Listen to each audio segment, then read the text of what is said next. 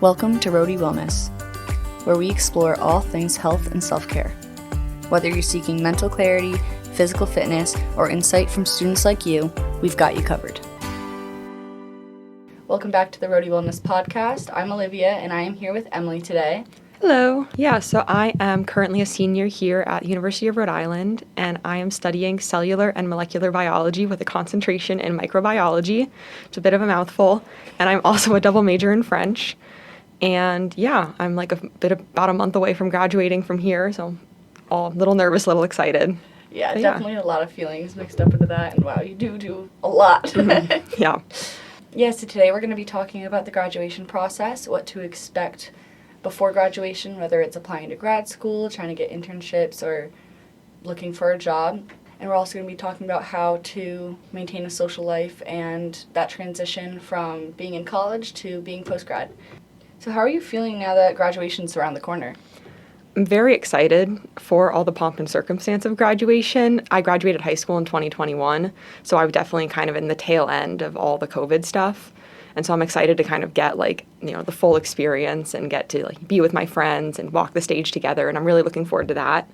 But I'm also very nervous kind of to start the next chapter of my life, and also sad because I will be moving away from most of my friends who are choosing to stay here in Rhode Island and the Northeast post-grad. Yeah, that's definitely, there's pros and cons, I guess. Yeah. Yeah, so since you're going to be moving away and you're not going to be necessarily super close, location-wise to your friends, what are your plans to, stay in touch with your friends, your loved ones, your family, and, maintain that relationship even though you might be physically far from them? Yeah, no, that's a really good question. I've definitely kind of been talking about it with my friends already. I'm a huge kind of type A plan ahead person. And so I've already kind of been sitting down with some friends, and some of them already kind of have jobs lined up, are already thinking about kind of the time off they're going to be taking the rest of the year. And I'm I'm probably going to be not as busy in September, October, if you want to try and plan your vacation to see me then. Kind of just been already in talks about time to make plans to see each other, times to stay in contact. But then also, I am leaving my girlfriend of 3 years behind. She's going to be staying here in Rhode Island, and I'm moving to Ohio for context. So it's about, I don't know how far the drive is from here, but it's at least 2 hours in a plane. So we've kind of been talking about how to switch our relationship to being definitely long distance, also mostly virtual when we've had all this time to be together in the same place. So we've talked a lot about strong communication, FaceTiming each other, texting each other, trying to be present in each other's lives and aware of each other's milestones, even when we're further apart. And then we've also kind of been in talks about how often we'll be able to get out to see each other. What are the flights like? Is the driving possible? Just really what's realistic for us. That's good that you're having those conversations now and really getting that out there before it becomes a problem or before you move away. It's figuring out how to make it work for you and your friends and family as well. So yeah, and I think it also helps my friends feel kind of better, more secure in our friendship that I am. So I'm already thinking about when I'm gonna have time for them in the next few months, just because it's such a stressful time, and I don't want to lose these friendships that I've had and they've been so strong all these years. I don't really want those to fade away now that I'm moving. I really want my college friends to be in my life for as long as possible, and hopefully forever. Of course, everyone wants that. Yeah, and it's important because now that you're not close to each other and can't just be oh, you want to have dinner tonight? Yeah. You got to put more effort into friendships post-college. At least that's what I've heard from a lot of people. Yeah, no, because it's going to be a big shift from even our freshman year. I could knock on a wall and go hang out with them, and now they're off campus and I still live on campus. That was an adjustment, so now it's just another step in kind of finding ways to spend time together and make plans with each other. That makes sense. What are your plans to make friends in Ohio or in your program? How are you gonna? Yeah. Do you have plans to go about that? Or are you just kind of winging it? So I've already signed my apartment lease and everything moving, and I chose to have a roommate who's also a grad student. I was able to reach out to the Grad Student Association and found someone that's also entering, not my program, but also a first-year grad student who is also looking for a roommate. So I'll be living with someone who's kind of in the same situation as me. And then I'm a big CrossFit person. I joined a gym here, just off campus about a year ago, and I'm planning to also join the gym that they have there. So I'm kind of trying to surround myself with people that are also looking to have connections and make connections.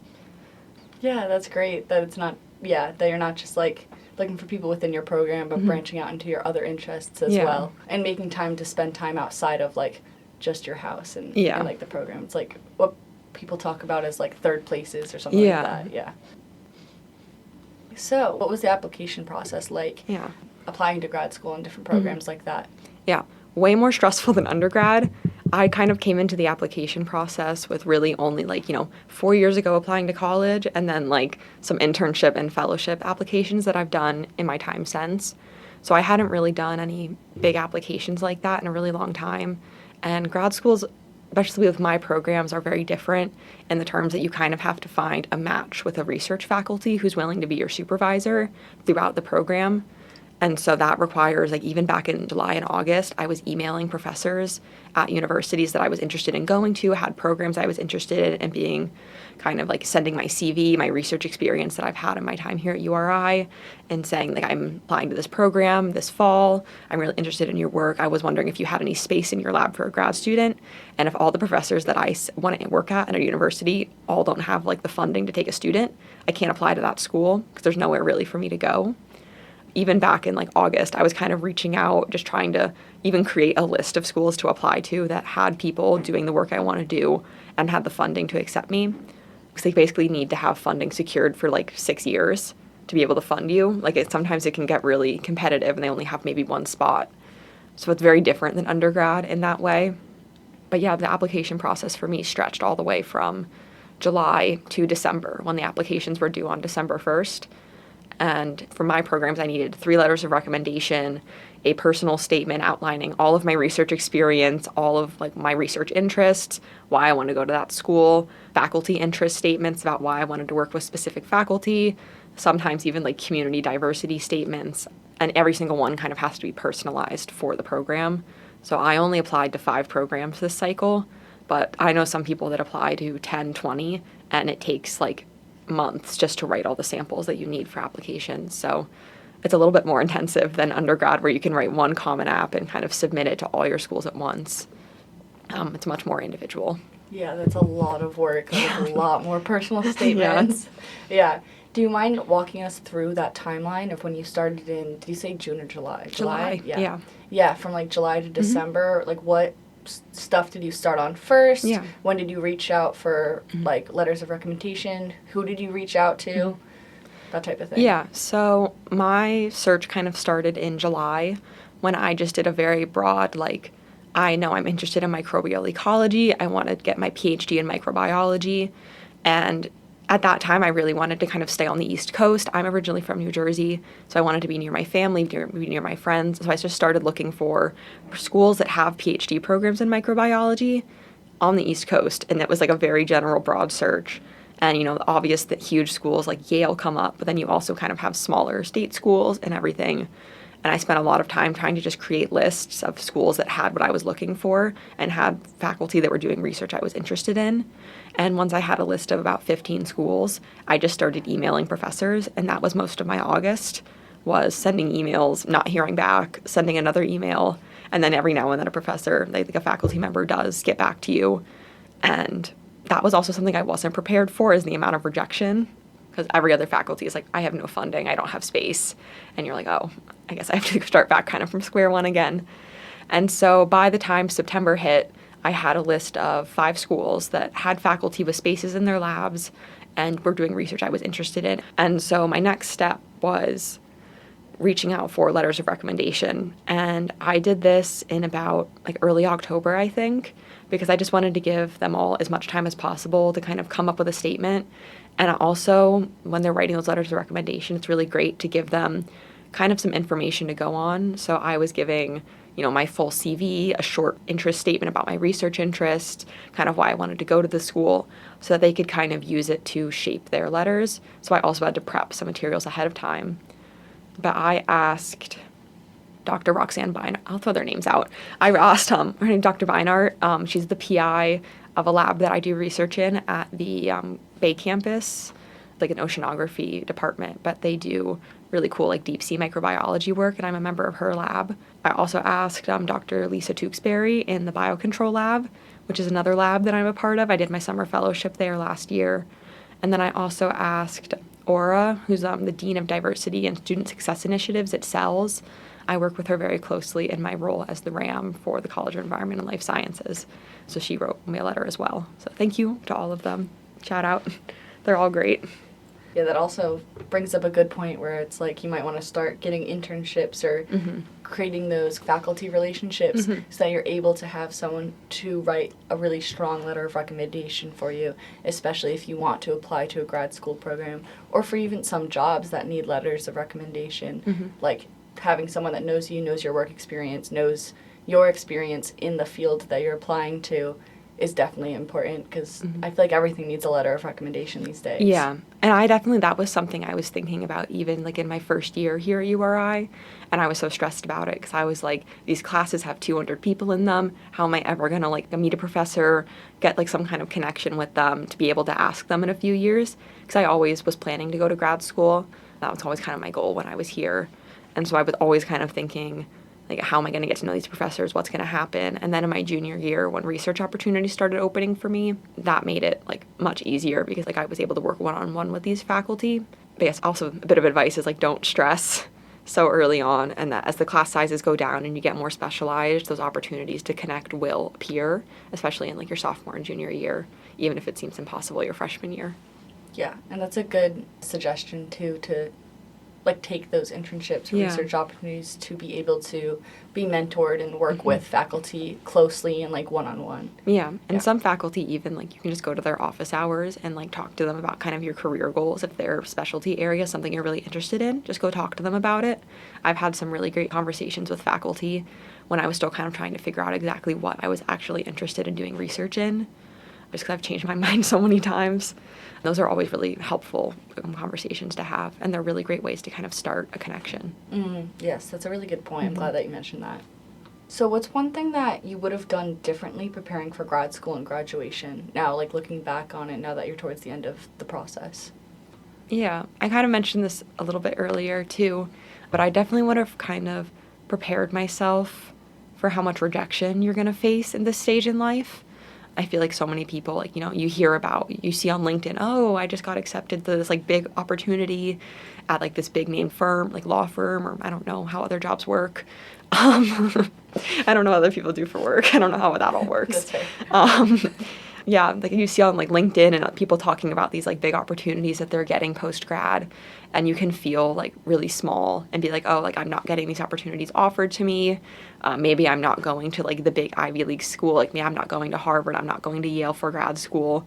Kind of like, oh, I was, like, you know, I was a bit of a failure. I didn't get into these big name schools. And I kind of wish I just prepared myself a little bit. Like, everyone's path is, like, different and still, like, valid and important. And even if, like, it doesn't go exactly the way you were dreaming of it going, there's still a lot of good to be found and a lot of excitement to be had for my path to, like, kind of be going the direction it's going. But yeah, the rejection was really rough. It was, like, pretty much every day waking up to emails that, like, your application's been rejected. Oh, I don't have any space in my lab. And that's just hard to deal with when you've been working for all these years to, like, build a really strong research resume. And you feel like you're a really qualified candidate, but sometimes it's just out of your control. Yeah, especially since you put a lot of work into it, not just your research experience, but the application in of itself in some senses, or just like the research trying to find these faculty members. Yeah, I would say if you, like, value your mental health, never touch, like, the r/grad school admissions Reddit thread. I've never seen anything more depressing in my life. And, like, stressful. Like, never, like, Reddit threads are your worst enemy. Never go looking at what other people are doing when you're going through these process.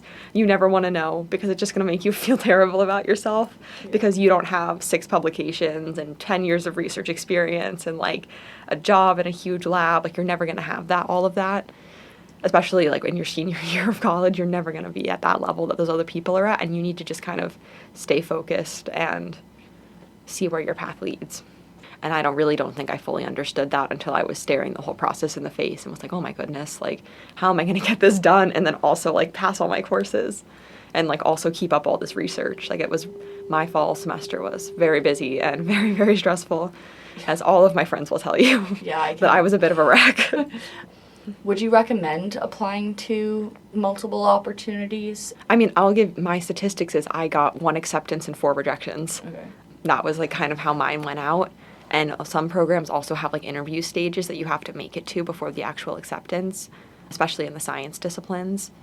And honestly, 5 programs is probably, it was a good number for me, but it's most people apply to at least 10 programs in their first cycle.